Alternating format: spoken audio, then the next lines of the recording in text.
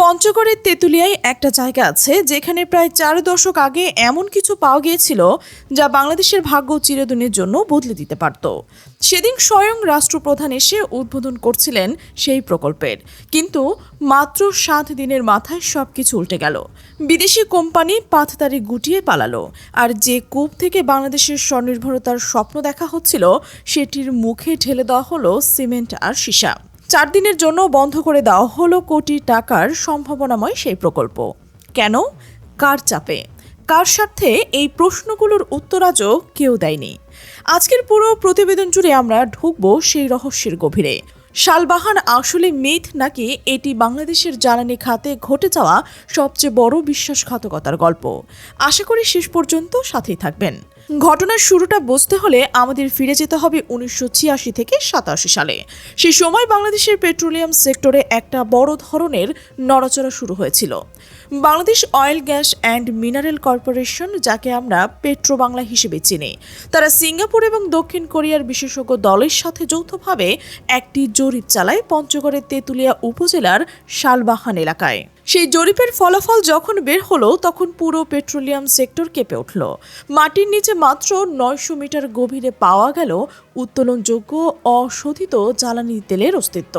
এটি ছিল বাংলাদেশের ইতিহাসে প্রথমবারের মতো এত বড় মজুদের ঘোষণা। খবরটা ছড়িয়ে পড়তে সময় লাগেনি। পঞ্চগড় থেকে ঢাকা সারা দেশ তখন একটাই আলোচনা, বাংলাদেশের নিজস্ব তেল পাওয়া গেছে। মানুষের মধ্যে তখন অন্যরকম একটা উত্তেজনা কাজ করছিল। সবাই ভাবছিল হয়তো এবার আর বিদেশ থেকে ডলার খরচ করে তেল কিনতে হবে না। কিন্তু শুধু জরিপ করে বসে থাকলে তো হবে না। তেল উত্তোলনের জন্য দরকার উন্নত প্রযুক্তির আর অভিজ্ঞ কোম্পানি। সেই জায়গাতেই যুক্ত হলো ফ্রান্সের একটি বড় তেল অনুসন্ধানকারী কোম্পানি। তারা টানা 2 বছর ধরে শালবাহানের অনুসন্ধান চালালো, কিন্তু রিপোর্টও আগের জরিপের সাথে মিলে গেল।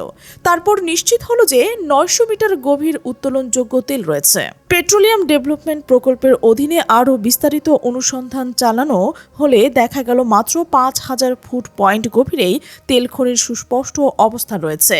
এই তথ্য পাওয়ার পর আর দেরি করা হলো না। 1988 সালে বাংলাদেশ সরকার এবং ফার্সি কোম্পানির মধ্যে আনুষ্ঠানিক চুক্তি স্বাক্ষরিত হলো। জাতীয় বাজেট বরাদ্দ হলো 35 কোটি টাকা, যা সেই সময়ের হিসেবে বিশাল একটা অঙ্ক। অধিগ্রহ করা হলো 10 একর জমি। শালবাহানে ঢুকলো ভারী যন্ত্রপাতি। শুরু হলো ব্যাপক খনন কাজ। মাটির 8000 ফুট গভীরে খনন করা হলো 12 ইঞ্চি ব্যাসের একটি কূপ।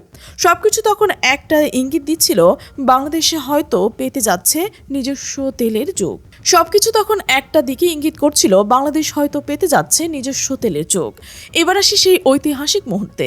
1988 সালে 10 এপ্রিল তৎকালীন রাষ্ট্রপতি হুসাইন মোহাম্মদ এরশাদ নিজে শালবাহানে এসে উপস্থিত হলেন। তিনি নিজ হাতে উদ্বোধন করলেন এই তেল খনির। সেদিন তিনি ঘোষণা দিলেন খুবই দ্রুত এই খনি থেকে তেল উত্তোলন শুরু হবে। দেশের সর্বোচ্চ পর্যায় থেকে এই ধরনের ঘোষণা আসার পর মানুষের আশা আরও বেড়ে গেল। স্থানীয় মানুষ স্বপ্ন দেখতে শুরু করলো এই অঞ্চলের শিল্প গড়ে উঠবে, কর্মসংস্থান হবে, বদলে যাবে পঞ্চগড়ের চেহারা। কিন্তু এর ঠিক পরে ঘটল এমন কিছু যা আজও ব্যাখ্যা করা যায় না। উদ্বোধনের মাত্র 1 সপ্তাহ পর পুরো চিত্রটাই বদলে গেল। এলাকার মানুষজন জানিয়েছেন সেই সময় একটি হেলিকপ্টার থেকে প্রকল্প এলাকা পরিদর্শন করা হয়েছিল। সেই পরিদর্শনের পর থেকেই খনন কাজে নাটকীয় পরিবর্তন আসে।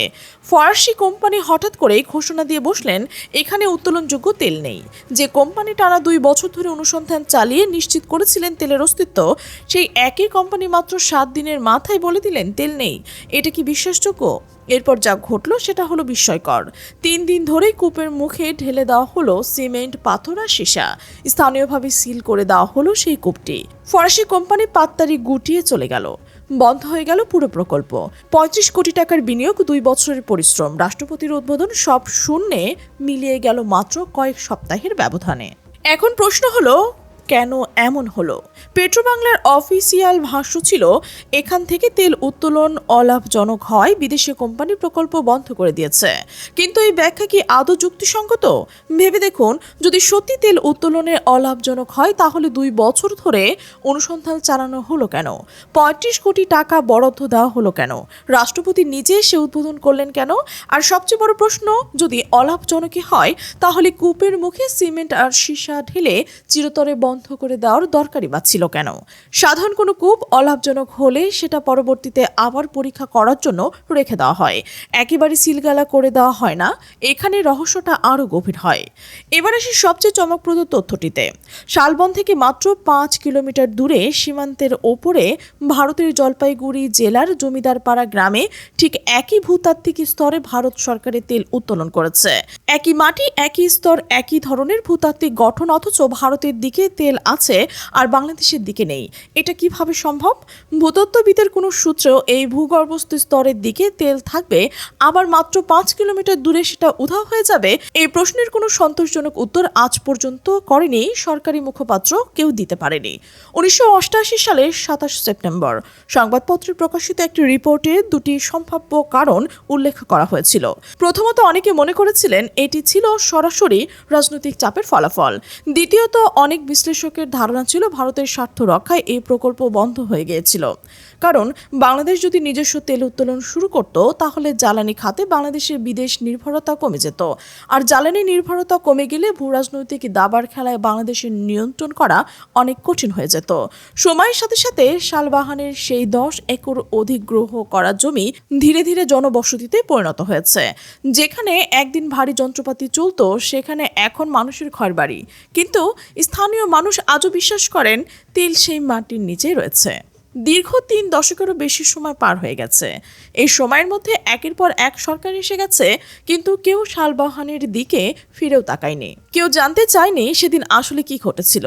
কেউ উদ্যোগ নেয়নি নতুন করে অনুসন্ধান চালানোর। সেই নীরবতাই সবচেয়ে বেশি প্রশ্নবিদ্ধ।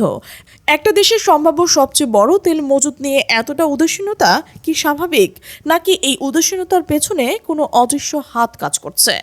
গত বছর পরিস্থিতিতে একটু নাড়াচাড়া দেখা গিয়েছিল। স্থানীয় মানুষরা রাস্তায় নেমে এসেছিল। তাদের দাবি ছিল পরিষ্কার, খনি খুলতে হবে এবং তেল উত্তোলন শুরু করতে হবে। এই আন্দোলন জাতীয় পর্যায়ে কিছুটা আলোচনার জন্ম দিলেও কার্যকর কোনো পদক্ষেপ আজ পর্যন্ত হয়নি। এবার একটু বর্তমানে বাস্তবতার দিকে তাকানো যাক। আজকের বিশ্ব জ্বালানি তেল শুধু একটি পণ্য নয়, এটি একটি রাজনৈতিক অস্ত্র। ইরান, ইসরায়েল, আমেরিকার সাম্প্রতিক উত্তেজনার পর বৈশ্বিক তেলের বাজারে যে অস্থিরতা তৈরি হচ্ছে, তার প্রভাব সরাসরি পড়ছে বাংলাদেশের উপরে। ডলার সংকট আমাদের অর্থনীতিকে চাপে ফেলেছে। বিদ্যুৎ ঘাটতি কারখানা থেকে শুরু হওয়া সাধারণ মানুষের দৈনন্দিন জীবনকে বিপর্যস্ত করছে। আর এই সব কিছুর কেন্দ্রে রয়েছে জ্বালানি। বাংলাদেশ প্রতি বছর হাজার হাজার কোটি টাকার জ্বালানি তেল আমদানি করে। এই অর্থ যদি দেশের ভেতরে খরচ করা যেত, যদি নিজস্ব উৎস থেকে তেল উত্তোলন করা যেত, তাহলে দেশের অর্থনৈতিক চিত্রটা সম্পূর্ণ আলাদা হতে পারত। শালবাহানের গল্প আসলে একটি তেলের খনি নয়, এটি বাংলাদেশের জ্বালানি নিরাপত্তার সবচেয়ে বড় প্রশ্ন চিহ্নের গল্প।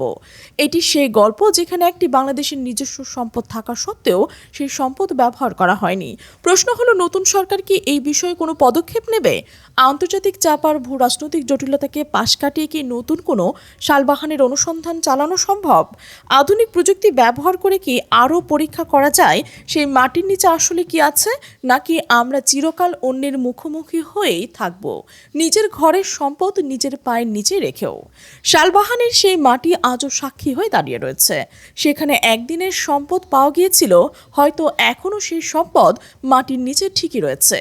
এখন শুধু দরকার সদিচ্ছা, সাহস আর জাতীয় স্বার্থকে সবকিছুর উপরে রাখার মানসিকতা। প্রশ্ন একটাই, শালবাহান কি চিরকাল একটা অসমাপ্ত অধ্যায় হয়েই থেকে যাবে, নাকি একদিন এটি হয়ে উঠবে বাংলাদেশের জ্বালানির সরবরাহতার সূচনার বিন্দু? উত্তরটা সময় বলে দেবে। তবে সেই সময়ের জন্য আর কতদিন অপেক্ষা করতে হবে, সেটা এখন সবচেয়ে বড় প্রশ্ন। আর প্রিয় দর্শক, আপনি অবশ্যই আপনার মতামত কমেন্টে জানাবেন।